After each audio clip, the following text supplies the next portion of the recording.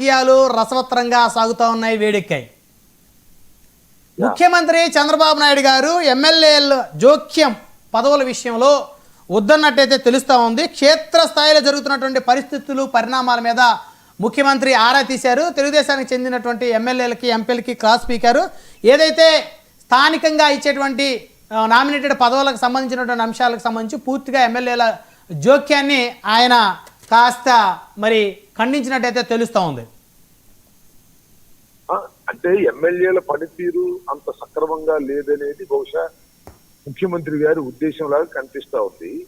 మన సొంత పార్టీ ఎమ్మెల్యేలే సక్రమంగా వ్యవహరించడం లేదు.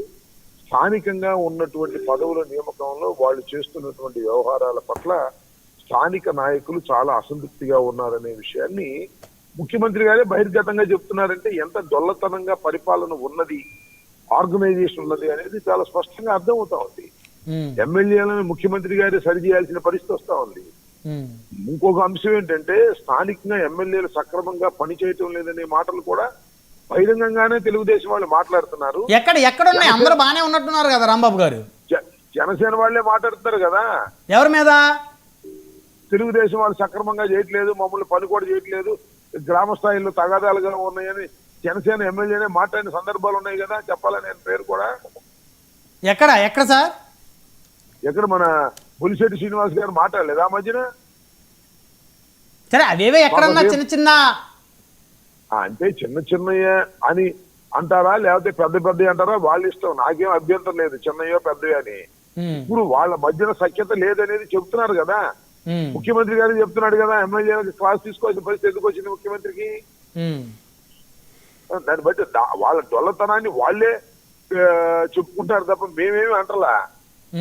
ఎమ్మెల్యేలు చిన్న విషయాలు ఉన్నాయి, అక్కడ ఉన్నాయి, అవి ఉన్నాయి అనే విషయాలు పక్కన పెట్టండి. వాళ్ళే చెప్పుకుంటున్నారు కదా, మేము చెప్పట్లేదు కదా. రోడ్లు అని చెప్పట్లేదు. గ్రౌండ్ లెవెల్లో చాలా డిస్టర్బెన్స్ ఉన్నది అనేది ముఖ్యమంత్రి చాలా సందర్భంలో సూచనప్రాయంగా చెప్తున్నారు. పవన్ కళ్యాణ్ గారి దగ్గరికి వెళ్ళి మొరబెట్టుకుంటున్నారు జనసేన వాళ్ళు. జనసేనకి తెలుగుదేశానికి మధ్యన గ్రామ స్థాయిలో, కింది స్థాయిలో విపరీతమైనటువంటి వ్యత్యాసాలు ఉన్నాయి. ఇది చాలా స్పష్టంగా కొండ బదులు కొట్టినట్టుగా, కొట్టొచ్చినట్టుగా కనిపిస్తా ఉన్నది. అయినా ఏమీ లేదు, అంత సక్రమంగా ఉందంటే ఓకే, మాకేం అభ్యంతరం ఉంది? ఓకే, మీకేం అభ్యంతరం లేదు కదా? మాకేం అభ్యంతరం అండి. వాళ్ళు ఏం చేసుకుంటారో మాకు అనవసరం.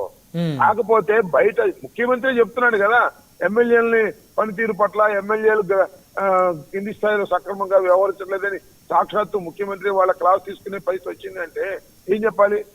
ముఖ్యమంత్రి గారు వరకు కూడా ప్రతి అంశానికి ఆయన వరకు వెళ్తే చాలా వేగంగా ఆయన స్పందించేటువంటి పరిస్థితి ఈరోజు ఈ టెక్నాలజీ యుగంలో ఆయన టెక్నాలజీని విపరీతంగా వాడేటువంటి ముఖ్యమంత్రి. కందుకూరు ఘటన కూడా ముఖ్యమంత్రి గారి దృష్టికి వచ్చిన వెంటనే ఆయన మంత్రుల బృందాన్ని కూడా పంపించినటువంటి పరిస్థితి. అంటే ప్రతి అంశాన్ని కూడా చాలా స్పీడ్గా రియాక్ట్ అవుతున్నటువంటి ముఖ్యమంత్రి ఆయన.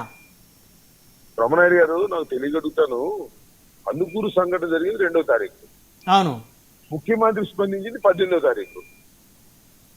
అంతేగా? ఏమో తేడా ఉందా?